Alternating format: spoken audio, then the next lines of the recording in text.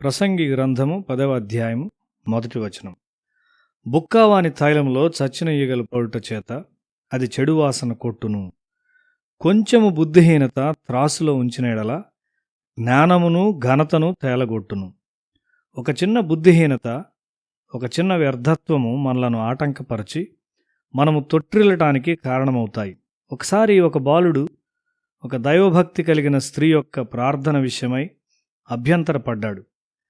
దీంతో అతడు మరలా పాత మురికి గుంటలోనికి వెళ్ళాడు. అనవసరంగా ఒక చిన్న విషయాన్ని బట్టి అతడు అభ్యంతరపడి పూర్తిగా దిగజారిపోయాడు. సముద్ర తీరమునున్న ఇసుకలో నేను ప్రార్థిస్తూ ఉండేవాణ్ణి. ఆ దినాల్లో సముద్ర తీరాలు వినోద స్థలాలు కాదు, అవి నిర్మానుష్యంగా ఉండేవి. ఒకసారి నేను ప్రార్థిస్తూ ఉండగా అకస్మాత్తుగా ఒక బలమైన అల నా మీదకి వచ్చింది. నేను లేచి సముద్ర తీరము నుండి విశ్రాంతి స్థలం వైపు ఇసుకలో వెళ్తూ ఉన్నాను. అయితే వర్షము నా ముఖం మీద కొట్టుచున్నది కాబట్టి నేను నా కన్నులు మూసుకుని వెళ్ళగలిగినంత వరకు తిన్నగా పరిగెత్తాను. ఆ విధంగా పరిగెత్తిన తరువాత ఇసుక అంచునకు చేరాను అనుకొని నా కన్నులు తెరిచాను. నేను మరలా సముద్రంలోనికి పరిగెత్తినట్లు కనుగొన్నాను. సముద్రం నుండి నేను చాలా దూరం పరిగెత్తాను, కానీ ఇది ఎలాగ జరిగింది అని అనుకున్నాను.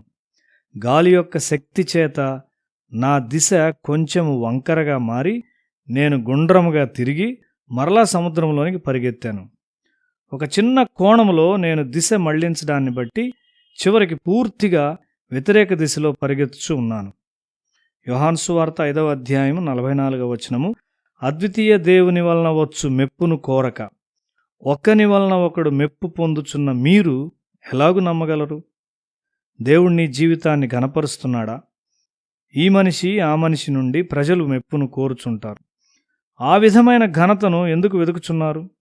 నీవెందుకు ఘనతను వెతుకుచున్నావు? దేవుడు నిన్ను ఘనపరుస్తాడు. ప్రజలు నిన్ను గూర్చి ఎక్కువగా మాట్లాడకపోయినట్లయితే అది నీకు చాలా మంచిది.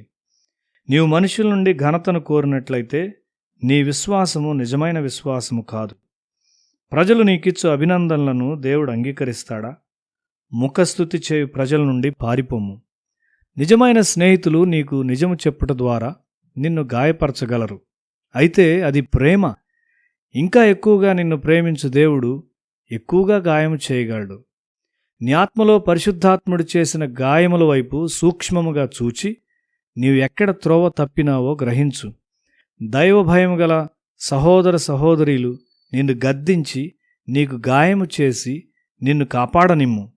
ఆఫ్రికాలో పురాతన కాలంలో అడవి జాతుల వారు తమ శత్రువుల మీద విషపూరిత బాణములను ఉపయోగించేవారు. ఒక్కసారి ఆ విషం రక్తంలోనికి వెళ్ళినట్లయితే అది తప్పక మరణానికి దారితీస్తుంది. ముఖస్థుతి విషము లాంటిది. నీవు మార్పు చెందావని దేవుడు నీకు చెప్పవలసి ఉన్నాడు. ఆయన నిన్ను అంగీకరించవలసి ఉన్నాడు.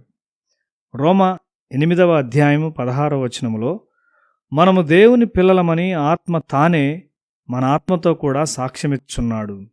నీ హృదయంలో ఈ సాక్ష్యము కలిగి ఉండుము.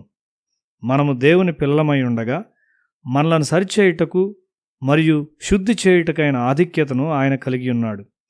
మారు మనసు పొందినంత మాత్రాన పరిపూర్ణులైనట్లు కాదు, మనము పరిపూర్ణత వైపు కొనసాగుచున్నాము. నేర్చుకొనుటకు సరిచేయబడుటకు వెంటనే ఇష్టపడుట దేవుని విషయమైన మంచి స్వభావముగా ఉన్నది. నిన్ను నీవు ఎన్నడూ పొగడుకొనవద్దు. ఒక దినాన ఫ్రాన్సిస్ బెర్నాడోను పిలిచాడు. అయితే బెర్నాడో లోతైన ప్రార్థనలో ఉండి వినలేదు. అతడు జవాబు పొందకపోవటం వలన ఫ్రాన్సిస్ కోపగించాడు. అయితే దేవుడు అతన్ని మందలించాడు. కాబట్టి నాయకుడైన ఫ్రాన్సిస్ తను తాను తగ్గించుకున్నాడు.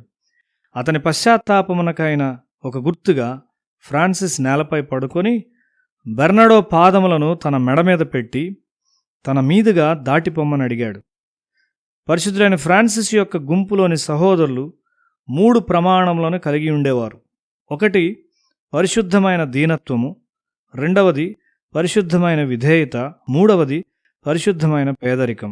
కాబట్టి 2వ ప్రమాణం ప్రకారము బెర్నాడో ఫ్రాన్సిస్నకు విధేయుడవ్వవలసి వచ్చింది. పైనున్న ఘనతను వెదుకుము, అప్పుడు నీవు ఒక ధన్యకరమైన సృష్టిగా ఉంటావు.